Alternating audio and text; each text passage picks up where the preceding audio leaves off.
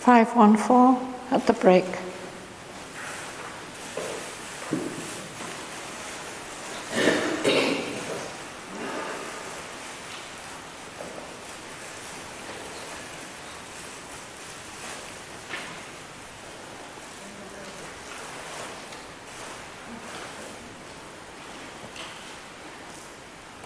Are you all sitting comfortably? Yes. Then we'll begin.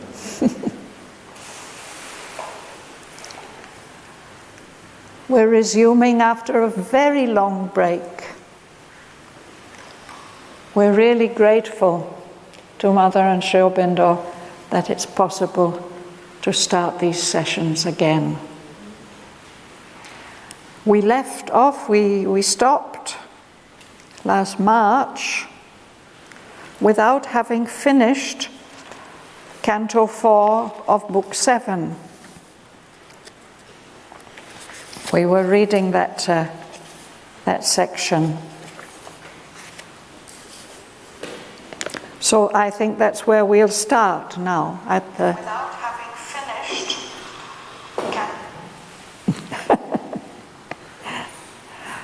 Yeah, we're doing this experiment. This is the first time we're doing this. We're trying to video the film, the Sunday morning sessions. Before we were just doing audio recording, but now we'll try and see how it works with the camera. We are broadcasting live also on YouTube. Oh, we're also broadcasting live on YouTube. Yeah. So. Like we were doing for the initial Savitri? Yes, yes, okay.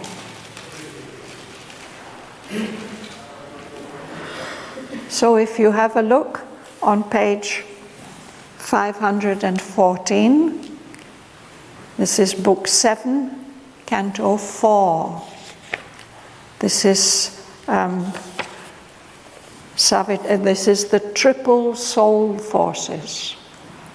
Savitri is looking for her soul, and on the way towards that discovery, she encounters 3 Madonnas, 3 soul powers. And we read already about the Madonna of compassion, divine compassion and pity. And we read about the Madonna of might, of power.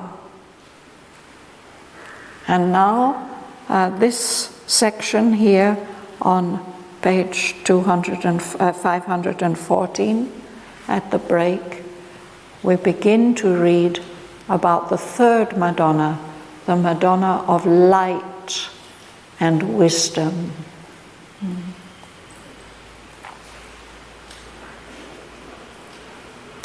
Will you read, Sudanya?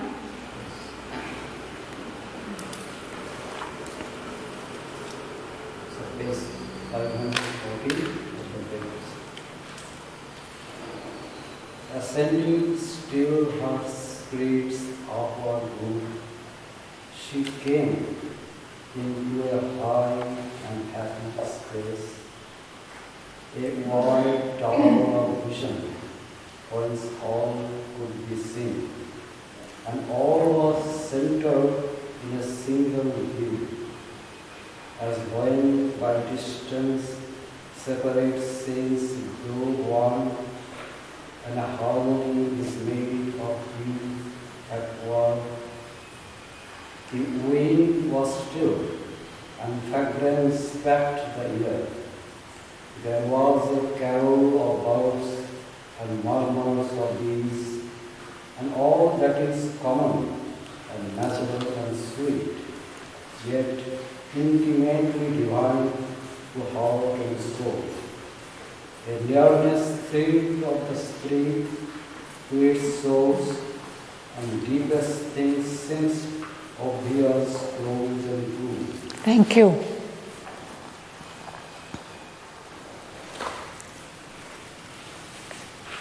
So this passage also follows the same pattern as the rest of the canto. First with a description of the setting, the landscape in which the Madonna appears. And Savitri has been moving higher and higher from the low and prone and listless ground, rocky, and where the first Madonna was seated on a stone. We moved higher up, as if up a mountain, and there she encountered the Madonna of Might in a beautiful, fragrant atmosphere, as if halfway up a mountain. And now, as Savitri ascends further on her spirit's upward route, she comes into this high and happy space, which is like a tower, as if she's climbed to the top of a tower and she can see all around. Everything was centered in a single view. With one look, she can see the whole panorama. There at that height, the wind was still and fragrance packed the air. There were birds singing, a carol of birds, a murmur of bees, and all that is common and natural and sweet, yet intimately divine to heart and soul. There, Savitri feels a nearness thrilled of the spirit to its source, a sense that spirit is finding what Savitri is searching for, the source of her being, no? Their deepest things seemed obvious, close, and true. Is it clear? Anybody would like to ask anything?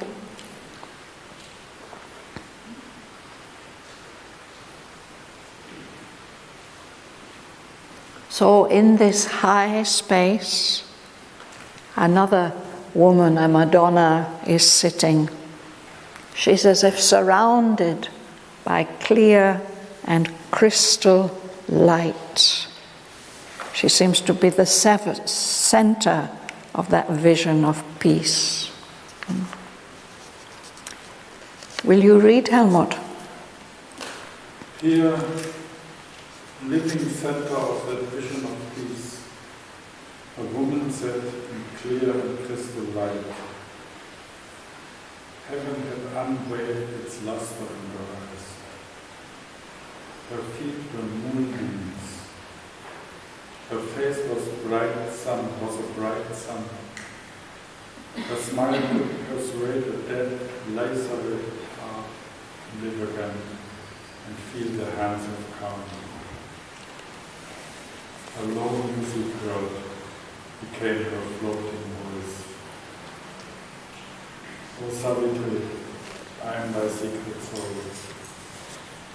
I have come down to the wounded, desolate earth to heal her pangs and lull her heart to rest, and lay her head upon the mother's lap, that she may dream of God and know His peace, and draw the harmony with higher spirits into the rhythm of earth's new joyful days.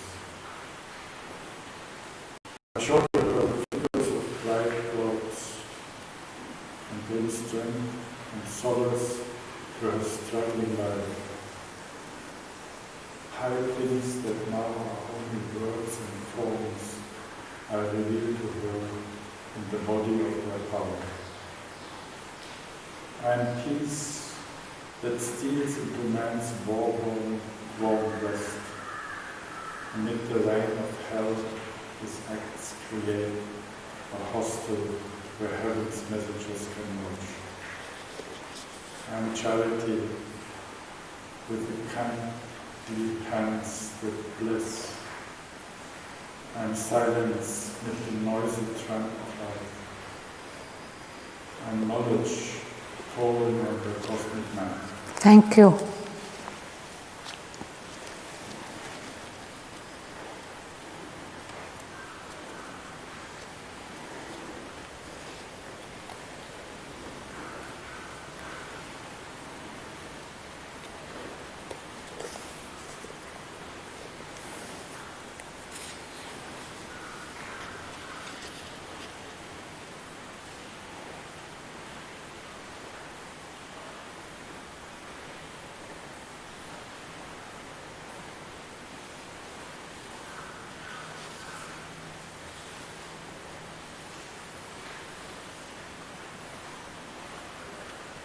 So this Madonna too has come to bring healing to our wounded, desolate earth. Now we feel very much in need of this healing.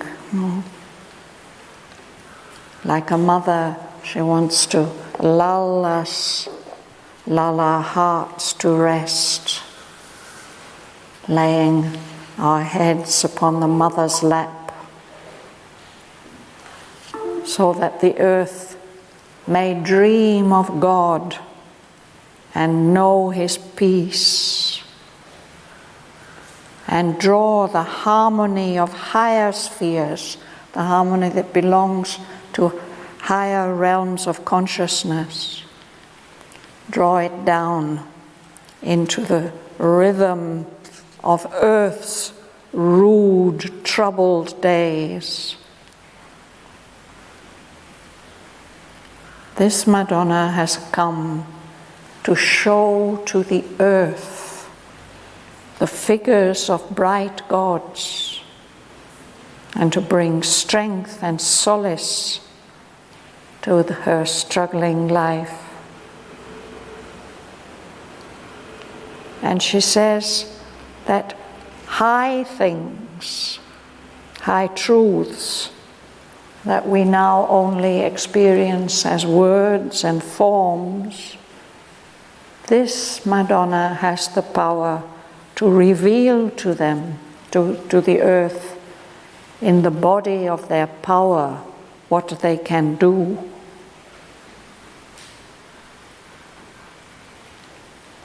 She brings peace that steals, it just creeps in almost unnoticed into our human war-worn breast, in the midst of the hell that our human acts create. And she offers a shelter, a hostel where heaven's messengers can lodge. She is charity, generously giving, with kindly hands wherever there's a need. And she brings silence in the midst of the noisy tramp of life. And she brings knowledge, looking in detail on the map of the cosmos, of the world, and everything in it.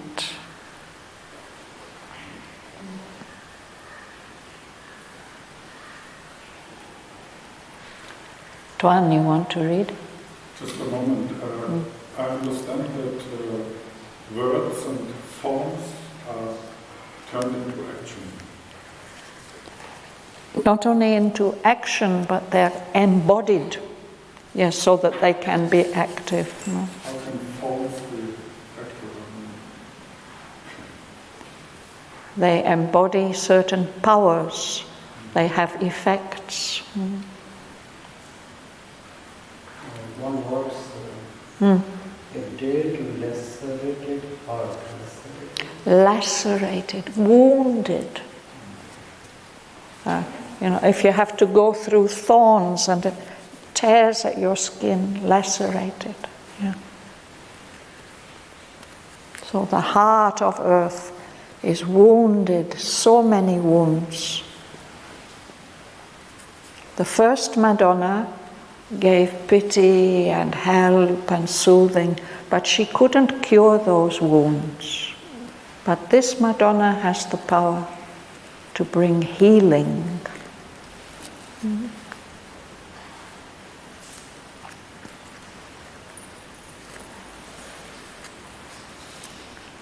So she continues, Dharma.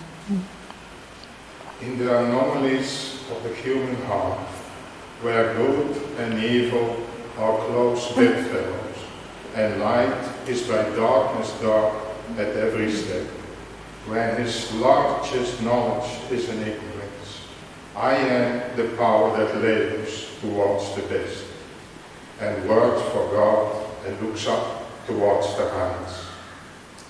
I make even sin and error stepping stones, and all experience a long march towards light. Out of the inconscient, I build consciousness, and lead through that to reach immortal life. Thank you.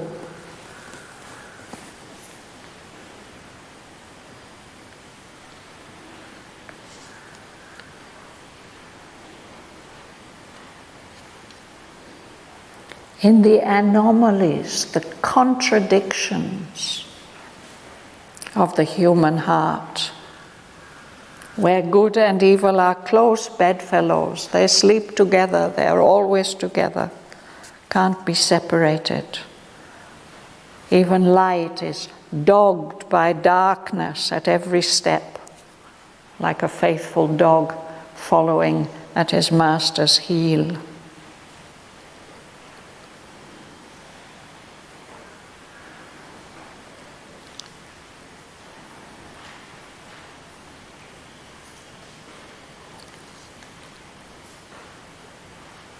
The largest human knowledge is a form of ignorance. But this Madonna is always taking these circumstances and contradictions of human life and laboring towards the best possible result and outcome. Her power works for God and looks up to the heights, to the highest possibilities. And she's even able to make sin, wrongdoing, and error, mistakes, into stepping stones which carry future possibilities towards the future. I make all experience a long march towards light, she says. So that it's not that there's any irrevocable mistake. Everything can be a stepping stone to a higher light. Out of the inconscient, I build consciousness and lead through death to reach immortal life.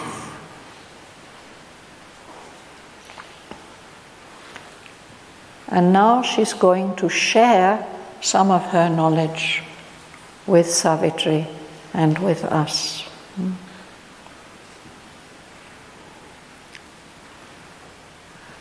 Will you read? Many are God's forms by which he grows in man. They stamp his thoughts and deeds with divinity, uplift the stature of the human clay, or slowly transmute it into heaven's gold. He is the good for which men fight and die. He is the war of right with tightened wrong. He is freedom rising deathless from her fire. He is valor guarding still the desperate pass, forlorn and erect on the shattered barricade. or a sentinel in the dangerous echoing night. He is the crown of the martyr burned in flame, and the glad resignation of the saint, and courage indifferent to the wounds of time, and the hero's might wrestling with death and fate. He is wisdom incarnate on the glorious throne, and the calm autocracy of the sage's rule. He is the high and solitary thought, aloof above the ignorant multitude. He is the prophet's voice, the sight of the seer. He is beauty, nectar of the passionate soul. He is the truth by which the spirit lives. He is the riches of the spiritual vast, poured out in healing streams on indigent life. He is eternity, lured from hour to hour. He is infinity in a little space. He is immortality in the arms of death. Thank you.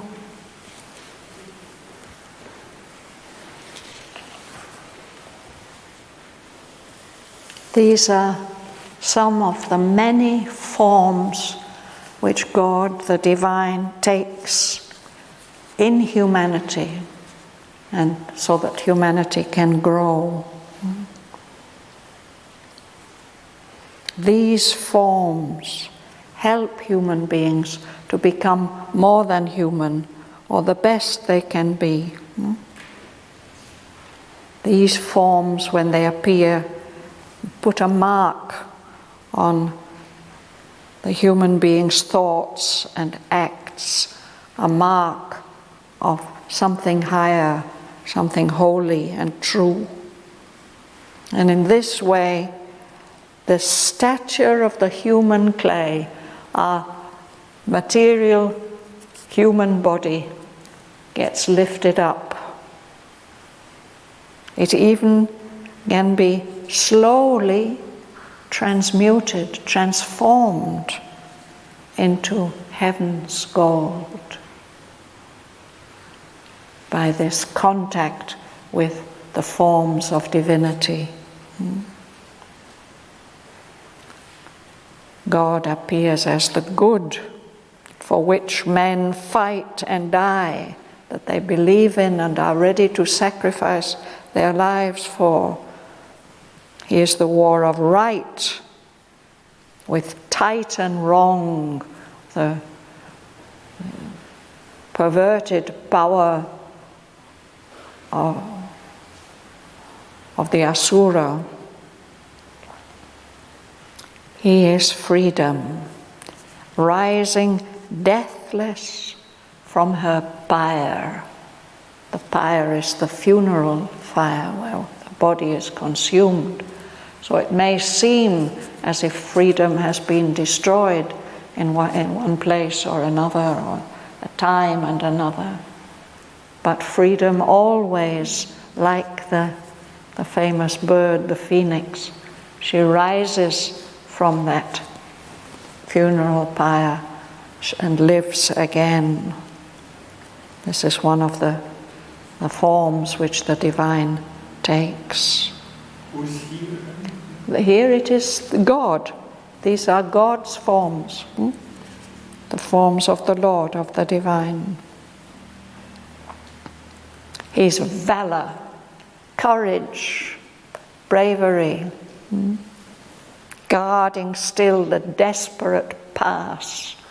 There are famous occasions in history when one man or a very few men have managed to block and prevent whole armies, when the cause was a good one. Or that valor can also show itself as a single person, single brave individual, all alone, standing straight up on the shattered barricade when people were fighting in the streets to achieve freedom and liberty and their rights, they would block the streets, and those barricades would have to be manned. Maybe sometimes whole areas were saved by the valor of a single person.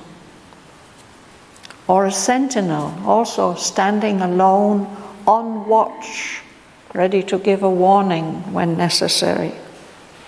A sentinel in the dangerous echoing night, when it's so hard to be standing alone and hearing all kinds of noises and not knowing what dangers are coming near, and having to show great courage and steadfastness on occasions like that.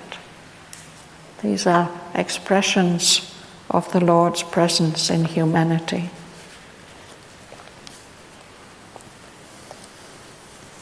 The Lord also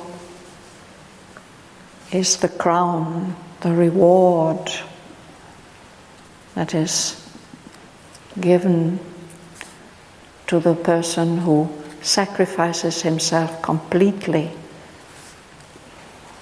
The martyr burned in flame. The famous example, of course, is Jeanne d'Arc, but there are many other such examples. But he also shows himself as the glad resignation of the saint, the one who accepts patiently all kinds of difficult situations. And courage, indifferent to the wounds of time, ready to take whatever sufferings are necessary. The hero's might, wrestling with death and fate. Of course, King Aswapati himself is such a hero, as we have read earlier in the poem. The Lord also shows himself as wisdom incarnate, as a living being, acting as a great ruler and guide, the calm autocracy of the sage's rule. In Indian mythology, we think of Janaka as one such sage who lived apparently as an ordinary ruler, but was carrying the divine within his heart. Wisdom incarnate on a glorious throne, and that calm autocracy, the rule of one individual, in this case a sage. The divine expresses himself as the high and solitary thought, aloof above the ignorant multitude. Those special beings who are able to rise to a much higher level of thought beyond the ordinary human level. Then he may express himself as the voice of the prophet and the sight of the seer, of the rishi. But he also expresses himself as beauty, which is the nectar, the drink of immortality of the passionate soul. Elsewhere in the poem, Sri Aurobindo tells us, beauty is his footprint, showing us where he has trod. And he tells us we can follow that footprint of beauty. It will lead us to the divine. He's the truth by which the Spirit lives. And he's also the riches, all the wealth of the spiritual vast, the infinite possibilities of the Spirit, which are poured out in healing streams on indigent life on our little human life, which is so poor and helpless in comparison. The Lord, the One, He is eternity being led on from hour to hour. He's infinity in a little space. It's another thing that Sri Aurobindo tells us several times, that infinity can be experienced in a moment, in a short vision, in a word. Something limitless can be experienced or expressed. The Lord is immortality in the arms of death. When it seems that all is finished, there the possibility of immortal existence is there because of His presence.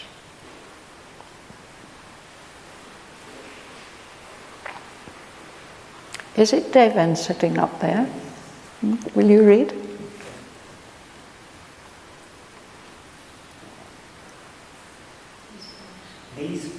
These powers I am, and my call they come. Thus slowly I lift man's soul nearer the light. A human mind clings to its ignorance, and to its littleness, the human heart, and to its right to grieve the earthly life. Only when eternity takes time by the hand, only when infinity weds the finite spot, can man be free from himself and live with God. I bring meanwhile the gods upon the earth. I bring back hope to the despairing heart. I give peace to the humble and the great, and shed my grace on the foolish and the wise. I shall save earth if earth consents to be saved. Then love shall at last, unwounded, tread earth's soil. Man's mind shall admit the sovereignty of truth, and body bear the immense descent of God. Thank you.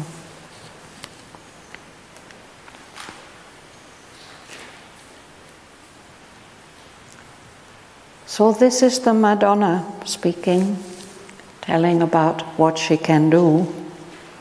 These powers I am, and at my call they come, she says. And in this way I'm slowly uplifting man's soul nearer the light. But like the other Madonnas, she too experiences rejection and neglect.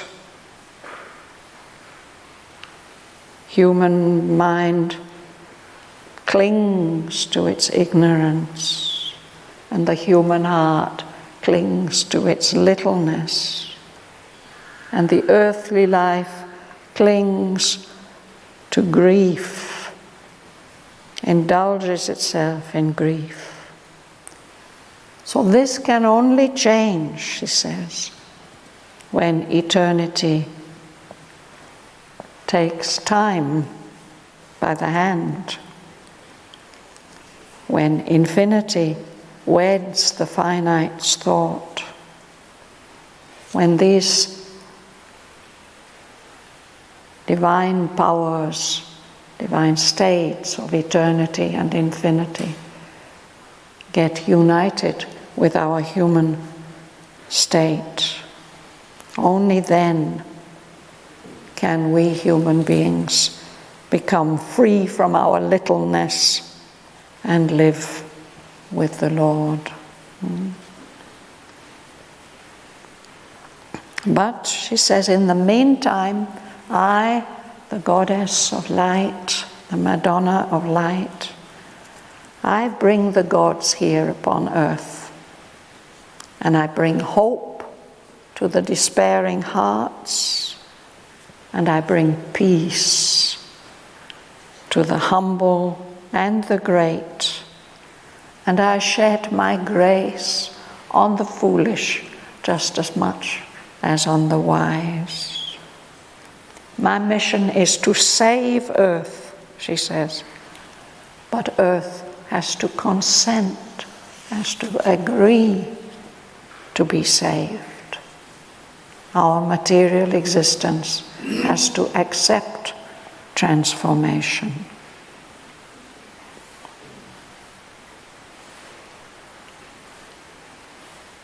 If Earth consents to be saved, then it's possible for love to at last be able to move freely or on the earth without being wounded and defaced. Then the human mind will accept the rule of truth, that the truth is the supreme power. Then, when that happens, body shall bear the immense descent of God. The promised transformation of the human body and the human substance can come about. This is her offering, her promise. But just as the other Madonnas were faced with, and Savitri was faced with the echo, the contradictory echo of hostile beings, so too this glorious goddess of light and wisdom has to hear the echo of an opposing power. The cry, the word echo, naked and shivering came. A voice of the sense-shackled human mind carried its proud complaints of like power, hatched by the lids of a mortal thought, bound in the chains of earthly ignorance, imprisoned in his body and his brain. The mortal cannot see God's might before, or share in his vast and deep identity, who stands unguessed within our ignorant hearts and knows all things because he is one with form. Man only sees the cosmic surfaces. Then, wondering what may lie behind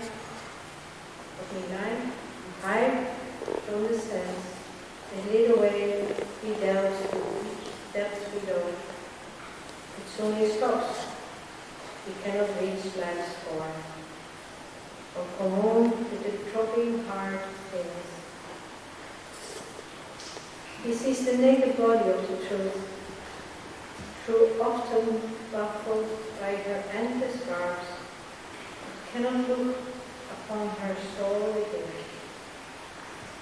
And furious for knowledge absolute, with tears all details out and steps and digs, only the shape's content revolves for use. Spirit escapes or dies beneath this night. He sees a blind stretch, a giant waste, the crowding reaches of infinity. The finite he has made his central field. Its plan dissects, masters its processes to what which moves all is hidden from his gaze. His pouring eyes miss the unseen behind. He has the blind man's subtle, uncaring touch, or the slow traveler's sight of distant scenes. The soul revealing contacts are not his. Yet is he visited into good life, and inspiration comes from the unknown. But only reason and sense he feels are sure. They only are his trusted witnesses.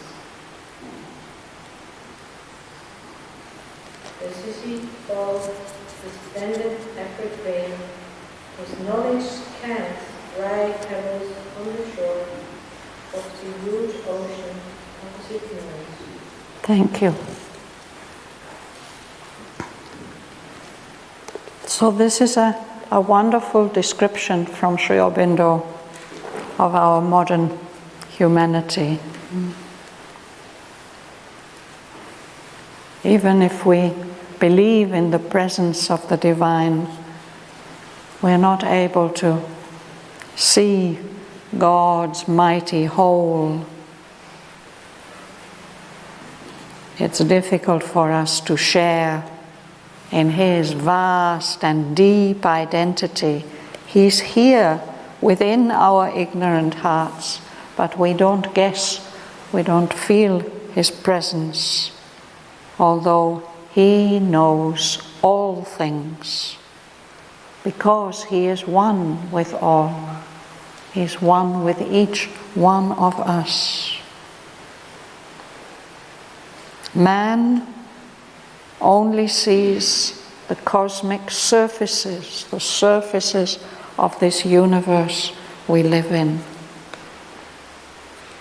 But he does wonder, he wonders what may lie hidden from our senses, and he tries to find that out by investigating in various ways.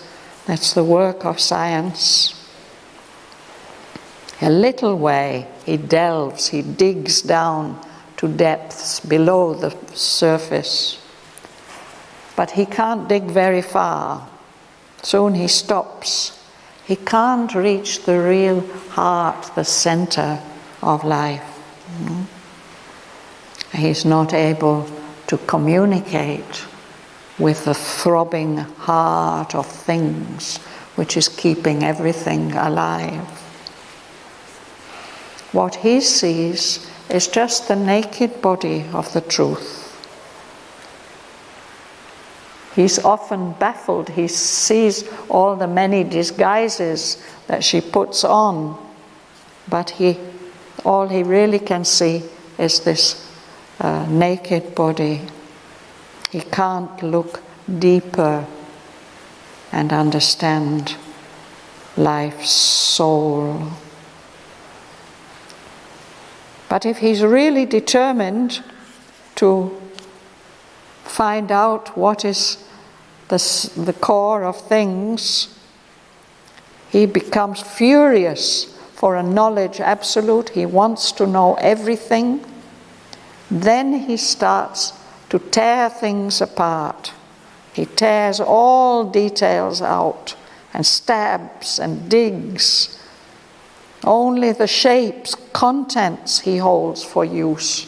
Whatever he can get out of this form or whatever it is that he's investigating. Only the shapes, contents he holds for use. But the spirit escapes, or maybe even dies beneath his knife.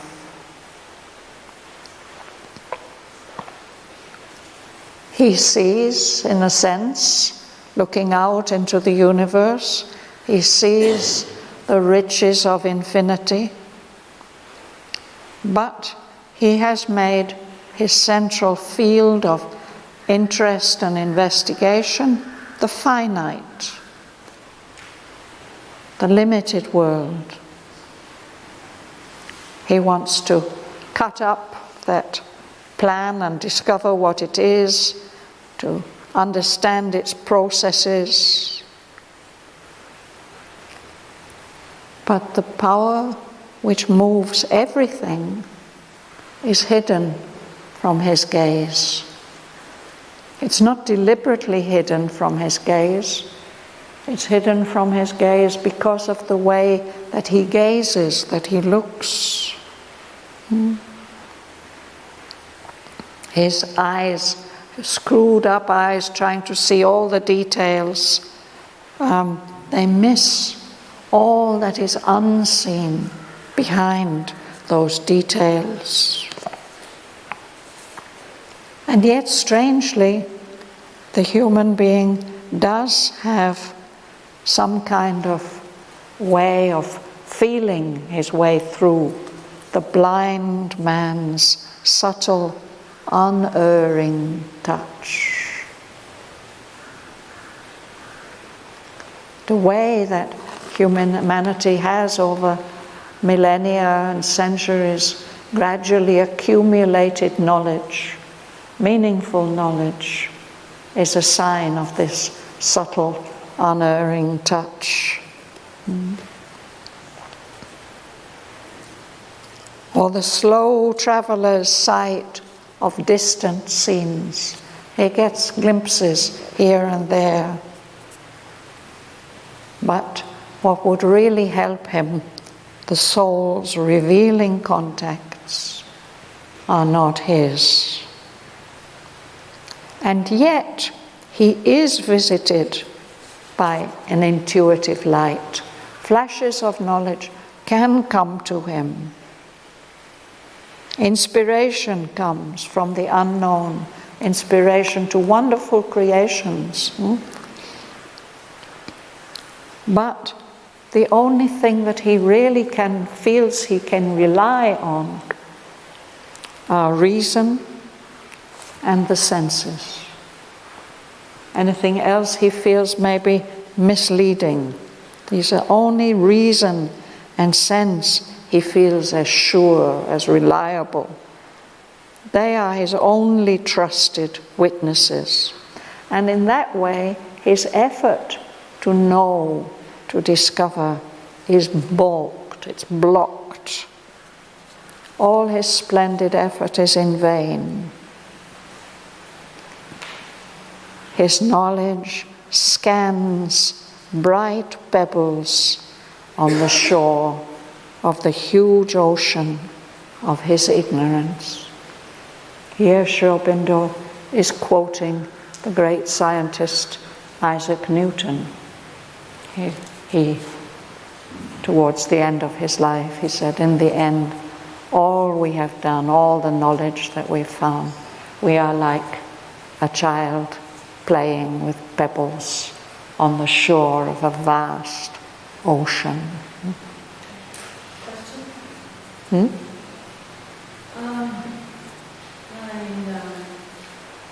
506, 507. Can you read the text, because I don't have any numbers here. My question is leading up to asking you how an example of seeing the naked body of truth. And according to the text, I'm getting the idea that he delves a little on the surface of things, gets a sense of something else, goes a little bit deeper. He sees the naked body of truth, baffled by her endless scars, cannot look upon her soul. So it's like the bottom line. He scans bright pebbles on the shore. Is it like that? And what would be an example of we get a sense of, in a meditation, for example. A sense of what? You get a sense of, in meditation, for example. Oh, yes. Something else. Right.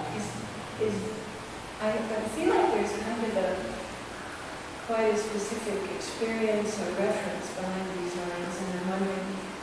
Well, it's this kind of thing, no? That human beings, if they're sincere, they do get visited by intuition and inspiration.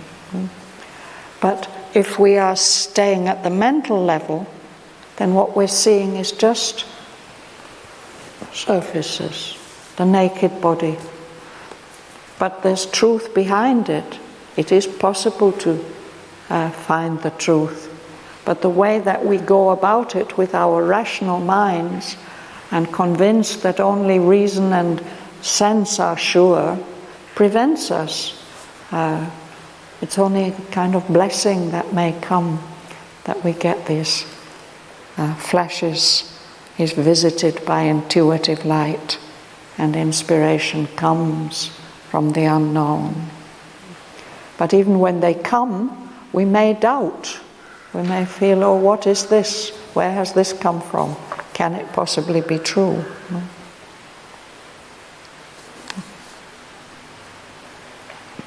I don't think I've ever seen any part of the truth. Glimpses, intuition. It must be like that. For me, it's very, that's what you're saying.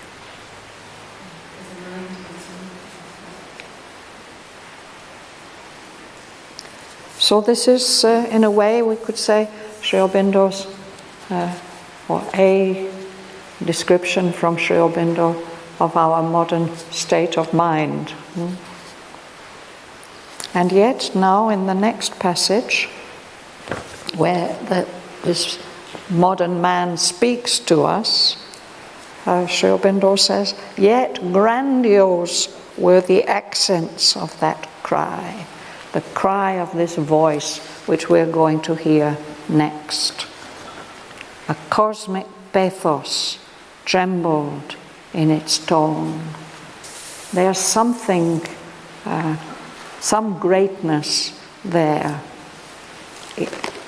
in this speaker, this echo of the goddess of wisdom. So let's have a look at that.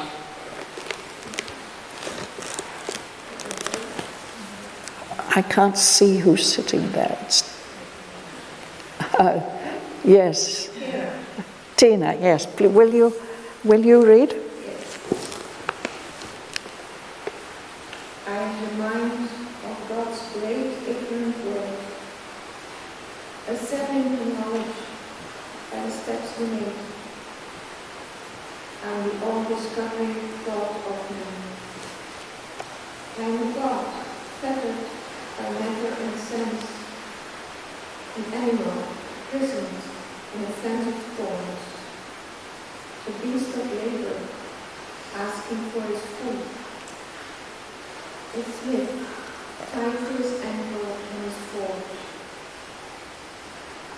Yet have I loosened the cord and larged my wing. I have mapped the heavens and analyzed the stars, described their orbits through the grooves of space, measured the miles that separate the suns, computed their longevity in time. I have delved into earth's bowels and torn out the riches guarded by their dull brown soil. I've classed the changes of her stony crust, and of her biography discovered the dates, rescued the pages of all nature's plan. The tree of evolution I sketched, each branch and twig and leaf in its own place. In the embryo tracked the history of forms, and the genealogy framed of all it lives. I have detected plasm and cell and gene, the protozoa traced, man's ancestors, the humble originals from whom he rose. I know how he was born and how he dies. Only what end he serves I know not yet, or if there is aim at all, or any end, or push or bridge created purposeful joy in the wide works of celestial power. Let's pause there, yes. So this is a kind of acknowledgement of the achievements of mind, the all-discovering thought of man. But this mind is a God fettered with chains on hands and feet, fettered by matter and sense. These things restrict the range of this mind, this all-discovering thought. It is like an animal prisoned in a fence of thorns, a beast of labor asking for his food, a smith, a craftsman who is tied to his anvil and his forge. The anvil and the forge are almost like his body. He can't, they're the tools that he has to use. But in spite of these limitations, he says, I have loosened the cord. I have enlarged my room of possibility and of knowledge. And he gives this whole list of things, and we have to say, yes, yes, you have done all that. I have mapped the heavens, analyzed the stars, described the orbits, their orbits through the grooves of space, measured the miles that separate the suns, computed their longevity in time, how long they will last, have lasted and will last. And there, coming back to the earth, I've dug down into the bowels of the earth and torn out all kinds of precious things, the riches guarded, protected by her dull brown soil. And geologists, one can nowadays see fascinating films and expositions of how the crust, the outer surface of the earth, how it has changed over so many years, no? The biography of Earth, I've discovered all the dates. They can tell you what happened when. I've rescued the pages of all nature's plan. The tree of evolution I have sketched, each branch and twig and leaf in its own place. Then he says, in the embryo tract, the history of forms. This is one thing that scientists in the 18th century have seen the similarity in the development of embryos and deduced from that the connections between different species. I framed the genealogy, the family history of everything that lives. I've detected these things that I call plasm, the most basic form of matter, and cell and genes. What a great discovery that was. And I've traced the protozoa, the very first living forms, who were the ancestors of man, the humble originals from which we all rose. So now I know, humanity can say that we know how a human being is born and how he dies. Only what use is he? What are we here for? No? What end do we serve? Why are we here? I don't know that yet. I don't even know whether there is any purpose at all, or any purpose, any push of rich, creative, purposeful joy in all these wide works of the terrestrial power, the earth power, the life goddess who's brought all this into existence. I've caught hold of all her intricate processes. None is left. Her huge machinery is in my hands. I have seized the cosmic energies for my use. I have poured on her infinitesimal, the smallest possible little pieces, and I've unmasked her invisible atoms. All matter is like a book. I've learned, I've read through it, I know how to read it. Only some pages now are left. This is what the scientists always say. Only some pages. We are nearly there. We've nearly got it.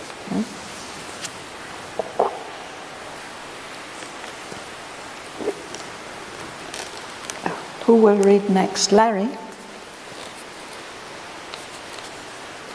I have read the ways of life, the paths of mind. I have studied the methods of the ant and bee, and the behavior learned of man and worm. If God is at work, his secrets I have found. But still the cause of things is left in doubt. Their truth flees from pursuit into a void. When all has been explained, nothing is known. What chose the process? Whence the power sprang, I know not, and perhaps shall never know. A mystery is this mighty nature's birth. A mystery is the elusive stream of mind. A mystery, the protean freak of life. What I have learned, chance leaps to contradict. What I have built is seized and torn by fate. I can foresee the acts of Mapper's force, but not the march of the destiny of man. He is driven upon paths he did not choose. He falls, trampled underneath the rolling wheels. My great philosophies are a reasoned guess. The mystic heavens that claim the human soul are a charlatanism of the imagining brain. All is a speculation or a dream. In the end, the world itself becomes a doubt. The infinitesimal's jest mocks mass and shape. A laugh peals from the infinite's finite mass. Perhaps the world is an error of our sight, a trick repeated in each flash of sense. An unreal mind hallucinates the soul with express vision of false reality. Or a dance of Maya veils the void unborn. Even if a greater consciousness I could reach, what profit is it then for thought to win a real which is forever ineffable? Or come to its lair, the bodiless self, or make the unknowable the target of the soul. Shall we leave it there?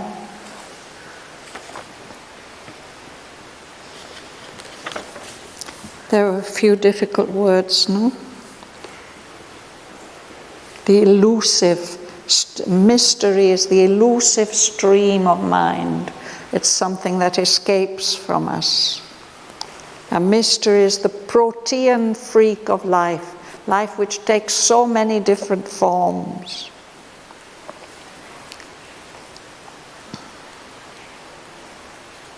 A charlatanism of the imagining brain, something, a charlatan is a one of those men in a fairground who's trying to sell you snake oil and things.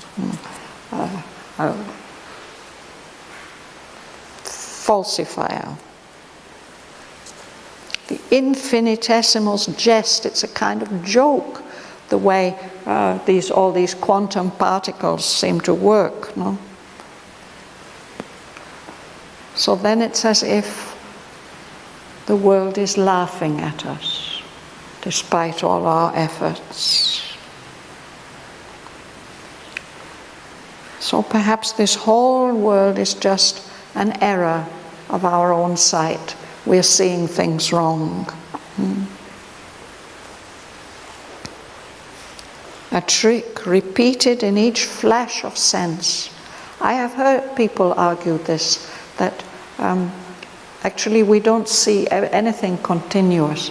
We just get little flashes now and again. Discontinuous. This unreal mind of ours, it doesn't really exist, and its products are hallucinations, misleading impressions. Or perhaps all this is just a dance. Maya is the goddess of illusion, is playing out before us, our eyes. So he says, so what will be the use of me trying to seek any further? What will it bring to me? What profit is it then for thought to win understanding of a reality which is anyway forever inexpressible? What use is it for me to try to find the source of the bodiless self, or make the unknowable the target of the soul? What use to make these higher spiritual efforts?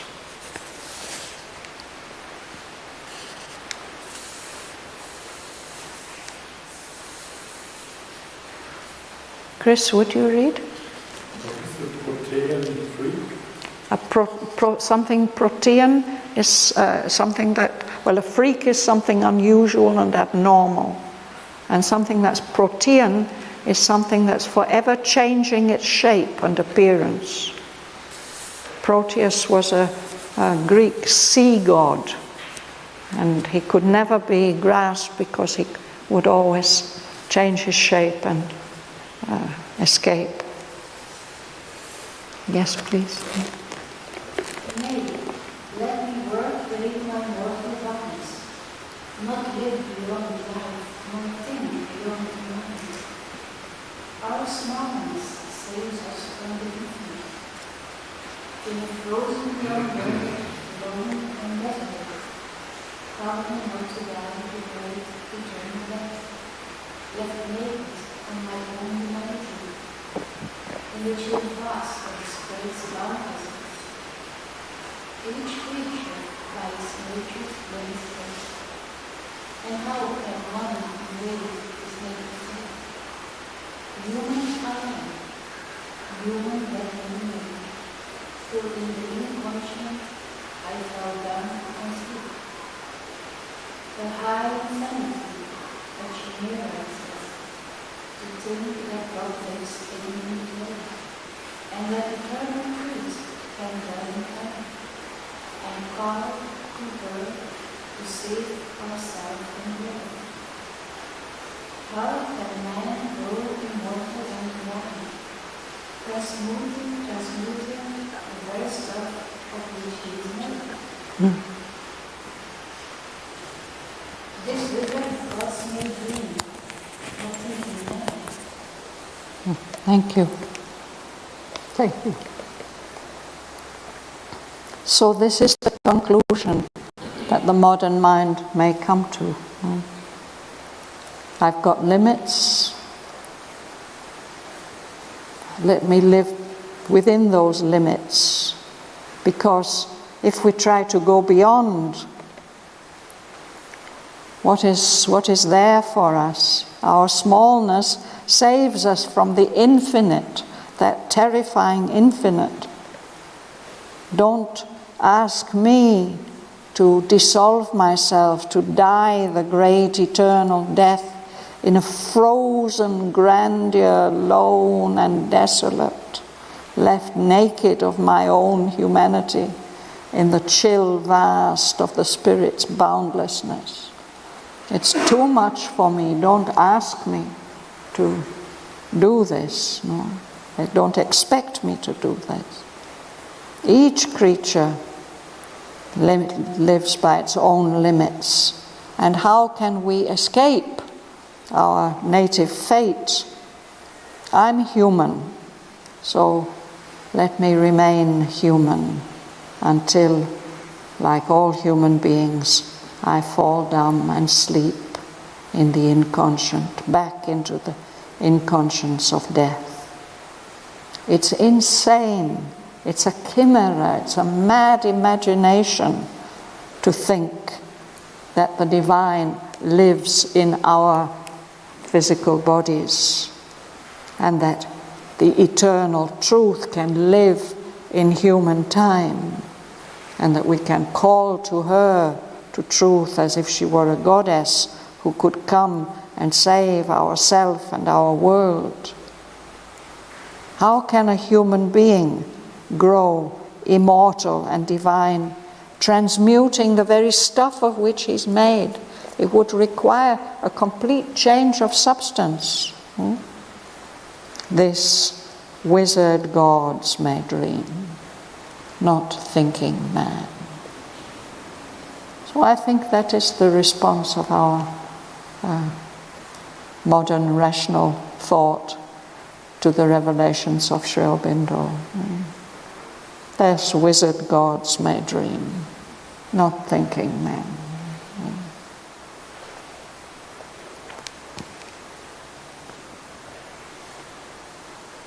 Is it Tina Cup there? Will you read? And Savitri heard the voice.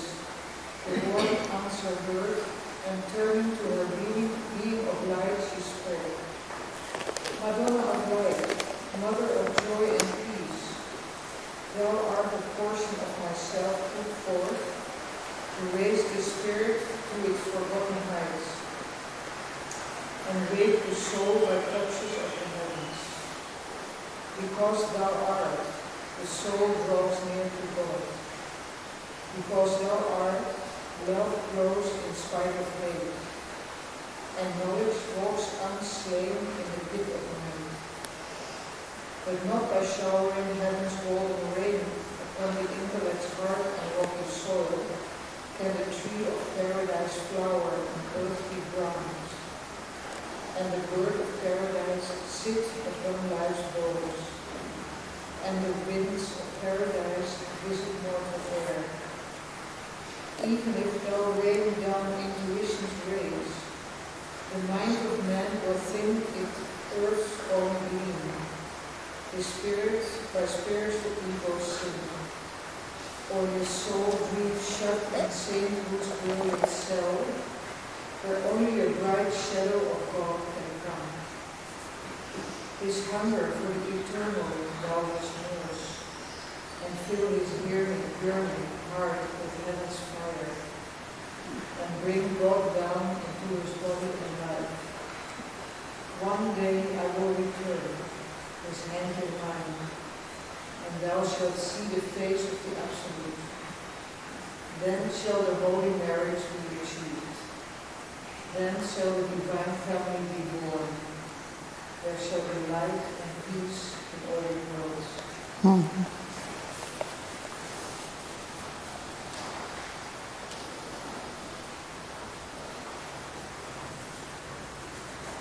I love this last passage, this last short passage. So wonderful. No? First of all, Savitri. She's heard the mother of wisdom, and she's heard the warped answer which the human mind gives. So she gives her full credit.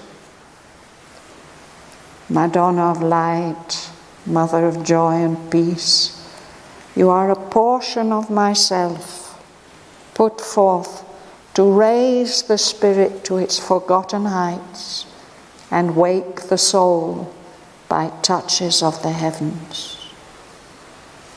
Because thou art, the soul draws near to God. This Madonna is in all of us, and it's because she's there that we are here today and reading these words. Because thou art, love grows in spite of hate, and knowledge walks unslain in the pit of night. But not by showering heaven's golden rain upon the intellect's hard and rocky soil can you bring about the change. You can't, that way you can't make the tree of paradise flower on this earthly ground and help the bird of paradise to sit on the boughs of life and the winds of paradise visit mortal air. Because even if you pour down intuition and revelation on the mind of man, he will just think, oh yes, that's my cleverness, my human cleverness, earth's own gleam. And the result will be that his soul will sink lower because of spiritual egoism. Or he'll be satisfied with becoming a kind of saint. His soul will dream, shut up, again so limited in sainthood's brilliant cell. The cell may be shining with light, but it's so tiny. Only a bright shadow of God can come into that limited mold of sainthood. So what must you do? You, Madonna of wisdom and light, what do you have to do? You have to nurse humanity's hunger for the eternal. You must fill man's yearning heart with the fire, the aspiration of heaven, and in this way, bring God down into man's body and life. This is the instructions that she gives to Savitri. You won't be able to do it any other way. This is the way. His hunger for the eternal thou must nurse, and fill his yearning heart with heaven's fire, and bring God down into his body and life. But then she gives her promise. One day I shall return, his hands in mine, Satyavan's hands. And you, human being, you shall see the face of the Absolute. And then the holy marriage will be achieved, the marriage of matter and spirit. Then shall the divine family be born, and there shall be light and peace in all the worlds.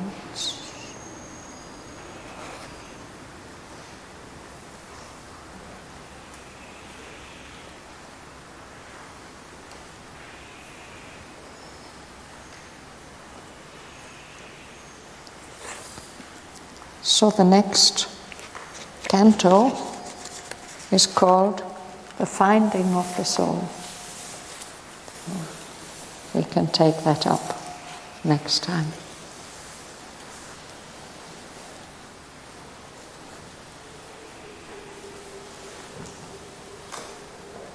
Thanks to Sri Aurobindo.